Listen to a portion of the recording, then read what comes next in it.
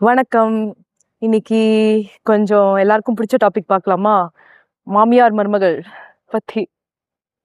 ஆ எனக்கு வந்து கல்யாணம் ஆனோனே, ஆ எங்க மாமியார் பத்தி நான் தெரிஞ்சுண்டதுல வந்து, அவங்க அவங்க கல்யாணம் ஆகும்போது 18 வயசு தான்.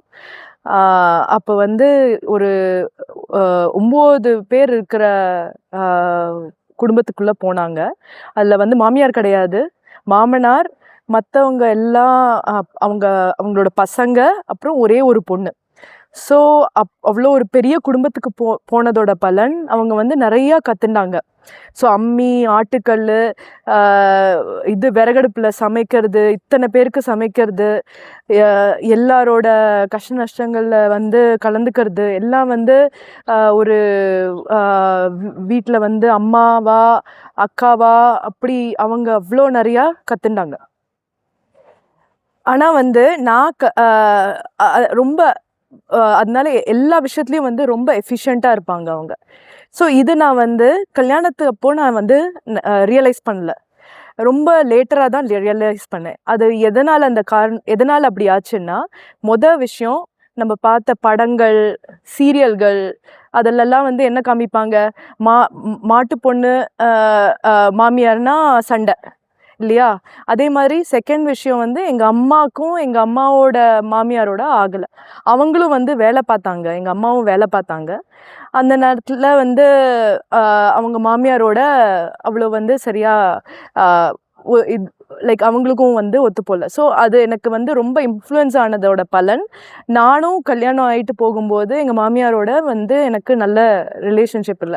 இருந்திருந்ததுன்னா, நான் நெறையா அவங்க கிட்டேருந்து கத்துண்டுருப்பேன். எங்க அம்மா வந்து வேலைக்கு போனதுனால, அவங்களோட பிரதர்ஸ், சிஸ்டர்ஸ் வந்து அவங்களுக்கு வந்து வேண்டியதெல்லாம் பண்ணாங்க. கல்யாணத்துக்கு அப்புறம் எங்க அப்பா வந்து அவ்ளோ நெறையா கவனிச்சாரு. அதனால எங்க அம்மாவுக்கு வந்து அ அவ்ளோ நெறையா இண்டிபெண்டன்ட்டா பண்ணணுன்ற அவசியம் வரல.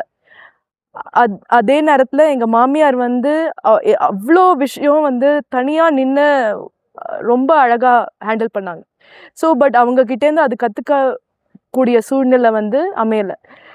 ஏன்னா வந்து நான் முதல்லயே இந்த ஒரு ப்ரீ ஜட்ஜ் நோஷன், அதாவது முன்னாடியே நான் வந்து முடிவு பண்ணிட்டேன். கல்யாணத்துக்கு முன்னாடியே மாமியார்னா கூட சண்டை தான்.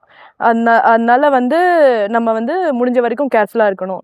அதனால கல்யாணம் அதுக்கேத்த மாதிரி நம்ம வந்து ஒண்ணு அந்த மாதிரி மனசுல நெனச்சோன்னா, அது மாரி தான் லைக் நம்ம என்ன ஆ நெனைக்கிறோமோ, ஸ்ட்ராங்கா நெனைக்கிறோமோ, அதுதான் நம்ம அட்ராக்ட் பண்ணுவோம் இல்லையா? ஸோ அதனால கல்யாணத்துக்கு அப்புறம் எங்க மாமியாரோட எனக்கு வந்து நிஜமாவே ஒத்துப்போல. ஆ கொஞ்சம் அவங்க வந்து அது மட்டும் இல்லாம, நான் வந்து எனக்கு என்ன கிடைக்குன்ற மோட்ல இருந்ததுனால, ரொம்ப சுயநலமா இருந்ததுனால, சரி எனக்கு குழந்தை பொறந்தா அவங்க வந்து அவங்க எனிவே ஒண்ணும் வேலைக்கெல்லாம் போகல. அதனால அவங்க அவங்க ஊர்ல விட்டு இங்க எங்களோட பெங்களூர்ல இருந்து அ எல்லாம் என்னோட குழந்தை எல்லாம் பார்த்துப்பாங்க. அ அது பார்த்துப்பாங்கன்ற ஒரு நானே ஒரு அசம்ப்ஷன்ல இருந்தேன். அவங்க வந்து ஒரு கொஞ்சம் நாள் வந்து எங்களோட இருந்தாங்க. ஆனா வந்து என்னோட சரியா இது போகலன்னோன, அவங்க வந்து அவங்க ஊருக்கே போயிட்டாங்க. என் குழந்தைய அங்க வந்து அவங்க பார்த்துக்கிறேன். நீ வந்து இங்க பெங்களூர்லேருந்து வேலை பாரு. நான் அங்க குழந்தைய பார்த்துக்கிறேன்னாங்க. அதுவும் ஒரு 15 நாள் ட்ரை பண்ணினோம். அது ஒத்து வரல. ஸோ எதுக்கு அ லைக் அவங்களுக்கு என்ன வேணும்? என்னோட மாமியாருக்கு, மாமனாருக்கு வந்து என்ன பண்ணா அவங்களோட வந்து நல்லா ஒத்து சந்தோஷமா வாழலாம் அப்படின்னு நான் பார்க்கறத விட்டுட்டு, எனக்கு அவங்களால என்ன லாபம்? அப்படின்னு பார்க்க ஆரம்பிச்சேன். நான் வேலைக்கு போகணும். எனக்கு அது முக்கியம். அதனால வந்து அவங்க வந்து அதுக்கு என்ன எனக்கு என்ன பண்ணலாம்? அப்படின்ற மாதிரி யோசிக்க ஆரம்பிச்சேன். இன்னைக்கு கொஞ்சம் நெறையா பேசிட்டேன். மீதி நாளைக்கு பார்க்கலாம். நன்றி, வணக்கம்.